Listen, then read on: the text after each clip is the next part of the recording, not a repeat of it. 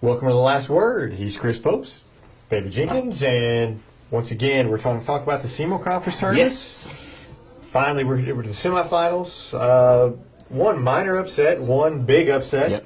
Yep. Kennett knocked off Jackson. Kennett was a 7 seed, Jackson the 2 seed. But to me, I'm not just shocked by that because Jackson hadn't played. We didn't know what they were, and we found out that they were a little overrated. Yeah, you can't really go. I mean, you can't look at the saying, well, Jackson. In my mind, you can't say, well, Jackson wasn't as good as they're supposed to be because we didn't know how good they were supposed to be. There's no idea. And Kennett in that game, they played a really, really good game. And SEMO Conference, we stress it time and time again. You never, nothing is ever in stone when it comes to SEMO Conference. It's such a grind. And Jackson they had a little trouble guarding, just like they did against Carbondale their first game. And when you can't guard anybody, it's tough to win games, and they shored that up with a convincing win against Dexter to keep their tournament hopes alive. And I fully expect to see them in the consolation championship. But other than that, yeah, it's the other little minor upset. Poplar Bluff taking out Cape Central. Cape Central was without Al Young. Right. If it was a official, it was a did not play coach's decision part in that. I don't think he was injured as far as that goes. I'm not going to speculate as far as why he wasn't out. Street clothes over on but he did not play, and I think he makes a difference. I think in that game, I don't know if they win that game, but he definitely makes a difference. I believe. I actually think they win that game with him. I do. I think they just beat. I mean, really, Cape Central just kind of drove down the floor and just shot the ball. I mean, they really didn't get any kind of offense. And if anybody's going to drive down the floor, it'd be Al Young. That's true. And they would really struggle with him. But Poplar Bluff's a good team. Mm-hmm. They have some young talent. That Mercedes Leach, most freshman, definitely. Yeah. He's got some talent. And if he slows it down and lets the game come to him a little bit, he's going to be very, very, very raw. Oh my goodness, he's extremely raw. He's just a freshman, and we have to. It's hard to kind of say, okay, he's just a freshman, and he looks like a freshman a lot of times out there. But you're right. He's got a stroke. He can get to the basket, and I think. Kids, I say kids because they're freshmen. They tend to think that if they stand out here and just shoot all the time, they're better. They need to get inside, get rhythm. They don't understand to get that way. His look, and it reminds me of a Marcus Timmons as a freshman. Wow. I'm not saying the play, but I mean just the look on the floor. Yeah. The kind of the tall, slender. Mm-hmm. It reminds me of Marcus Timmons. His hair reminds me of Jimmy Butler. Well, there's that. I'm just saying. What's to do with the hair? Okay, I don't have much, so maybe it's just my jealousy. I can't say a word. We have the hair. Kids wearing the hair bands. If you have to wear a hairband to keep the hair out of your eyes to play basketball, maybe. Listen, man, I know that you grew up. Maybe it's just jealousy. You grew up in a time where mullets were cool. I get it. I grew up where it was.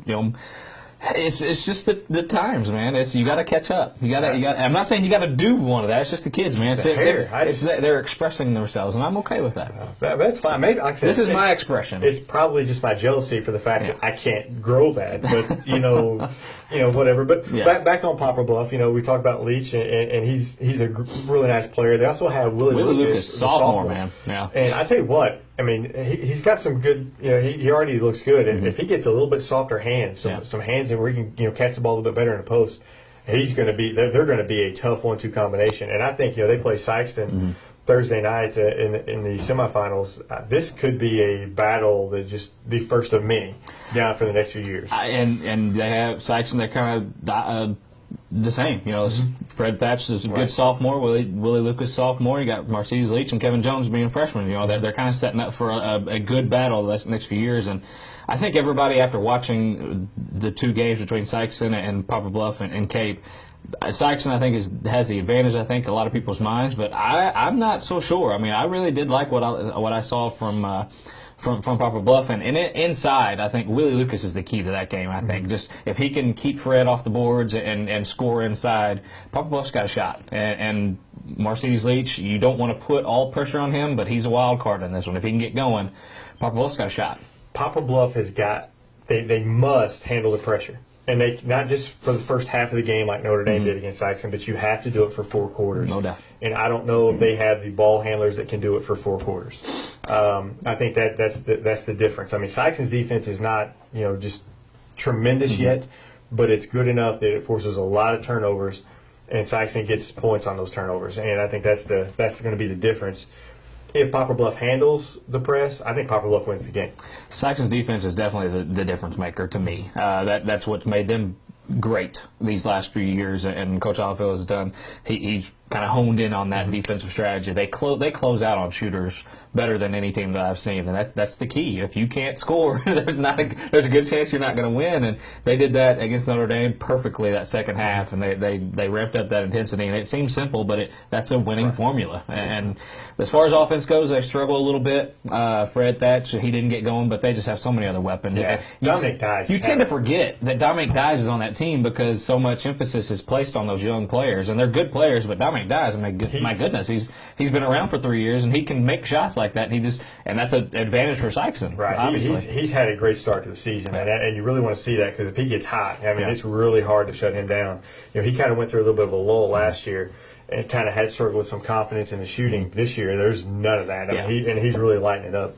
Yeah, I like to see him. He's a good shooter. Marquand Nelson's lights out from three as well. They have all the pieces. The Saxon team, they just need to put it together. Juwan Kimball. Okay. High flyer, baby. Don't let him dunk, because when he dunks, that gets that crowd fired up, and it's just it just fires the whole team up. He got that one, and after that, you could just tell him that he's going to the rim every single time after that. So you need to know where he is. He was 4 of 6 on dunks, so we have to have a new stat on that one. 4 of 6, so he missed 2. He got fouled. He should have got a foul on 1, but I'm just saying. I think they were too busy watching him dunk instead of calling the foul. Sometimes that happens. You get to watch and like, wow, where's he coming from? But we haven't mentioned the Charleston. Charleston will take on Kennett in the other semifinal, and it's not as publicized, not as hyped up, but it's still that could be a very good game. Both teams played in the Riverbend. Kennett did not impress me at all in the Riverbend. Not at all. I don't think they did anybody. And for them to flip it around like that and beat Jackson, who, like I said, Jackson's a good team. They were just maybe not a 2 seed, but they're a good team. So for Kennett to beat them, they really had to play well, and Charleston finally put it together. They hadn't looked very well or very good either. Through the season they played defense pretty well, but they couldn't score. They kept looking for. It was like they were looking for Delfinco to come through the door and kind of carry them. Finally, they kind of spread it around a little bit and got some points. So, I think that's a toss-up for me. That's exactly what Farmer said after that game. He's like, we had to go through that transition of Delfinco not being there, because when they needed points, pass the ball to Delfinco, he'll get you some points. To be a good, I'm just saying what he said, they have to have every guy in double figures. They can't have one guy lean on one guy. Obviously, some people are going to have good games, but they have to have everybody going at the same time to be good. And I think they're very capable of that. Yeah, they have the talent for sure. And Kennett, like you said, I did not think twice about Kennett after that Riverbend. I was like, okay, it's just Kennett. I honestly thought they were the worst team in the conference. I thought so too. I didn't. They just haven't had that reputation. Now they put a pretty good team on the floor every once in a while, but this team, for that night, pulled together, and no one really stuck out to me as far as just being a leader. But they were just all very even across the board, and they just went right to the basket. I mean, that was as simple as that. They went right to the basket. Jackson couldn't guard them, couldn't stop them, and you would think a bigger, stronger Jackson team could be able to defend the basket like that, but they just couldn't do it against this Kennett team, and they made them pay for sure. Well, we'll switch gears now. We'll leave the SEMO Conference because there is other basketball besides the SEMO Conference. Although, maybe not for us this week. Okay, but this week. Last week, we talked about Scott Central, and they may be, coming to the end of their 7-year stretch that they had won the Oran Invitational tournament. Yes. And it happened, but it was Advance, not Malden. But Advance, they're a very good basketball team, and they held on to get the win against Scott County Central.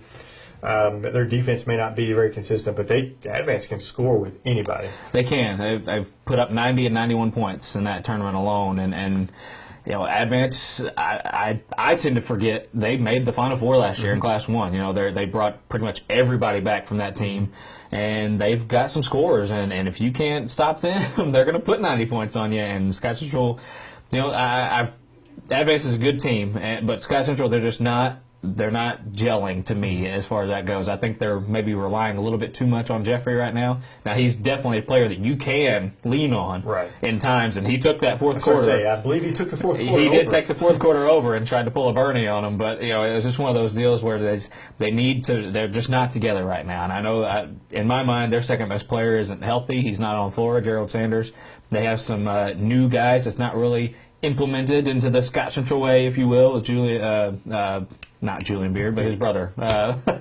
We know. Him and Devin Blackman. You know, they have to be integrated into that system, and just kind of, you can't take plays off. It's just one of those deals where Scott Central just needs to come together, and I think they'll be fine at the end. I really do. But right. I think Scott Central fans need to temper those. Whoa. Yeah, just temper a little bit. You know, you've got a new coach. You got some new players that are coming in and trying to fit in, like you said. And you have a couple of players that are going to be coming in later, Joe Sanders, and hopefully, right, and a couple others that will come in around Christmas, from what I understand. Possibly. So just calm down. Yeah. We don't need to start firing coaches and just start calling names and stuff. It gets a little ridiculous when it comes to the Scott Central faithful, and I love my Scott Central faithful. Don't get me wrong, but we need to temper a little bit, pump those brakes just a little bit. Now, when you exit in the first round of districts, okay, you can sound off a little bit. But let's just temper a little bit. Scott Central's lost to 3 good teams. They have.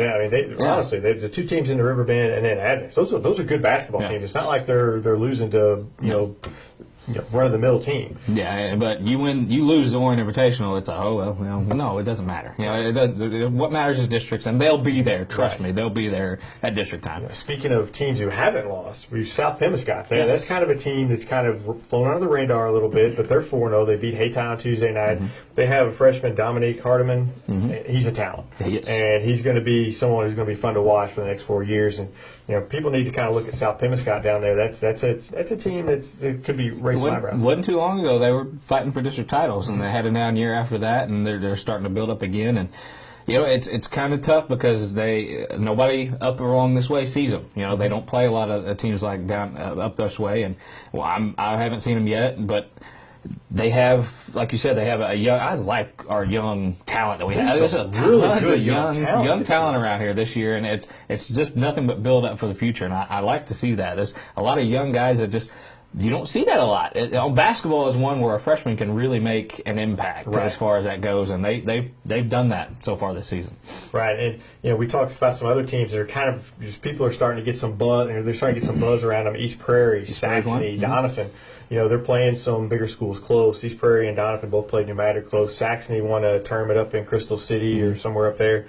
I'm not ready to jump on the bandwagon on these 3 teams yet. Not yet. They are improved. They're better, but I've heard they have a chance to win the Bluefield Christmas tournament.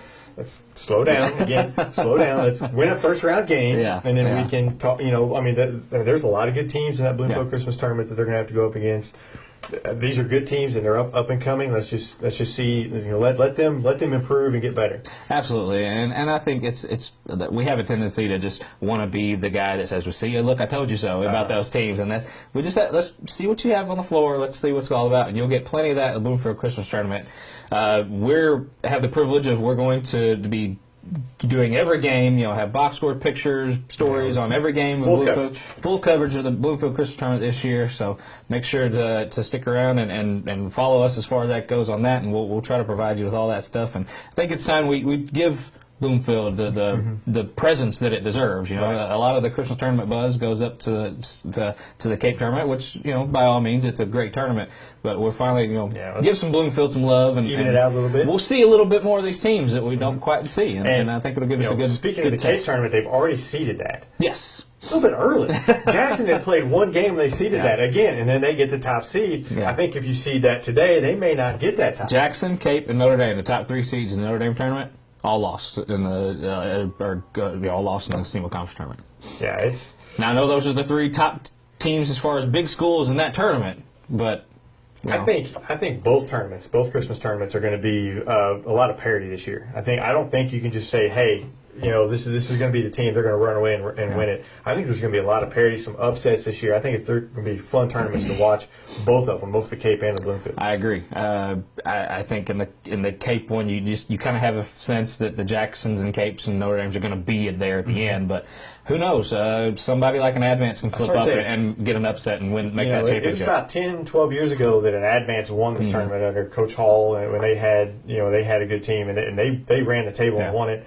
kind of your Scott Central's won it on occasion, but an Advance to slip in there, that was something. This could be one of those years where an Advance does slip in there, or somebody slips in and wins that. Those are the great tournaments at Cape, is when an Advance or a small Class 2, Class 1 school can come up and win that team. That's what makes that tournament great, and that it has the potential to do that this year. I think so. So we'll be talking definitely more about those Christmas tournaments as that comes closer. Next week we'll talk some more basketball. More basketball. More basketball. All kinds of stuff. I've got stuff we didn't even get to today. We got all kinds of stuff going on. We'll see you guys next week on The Last Word.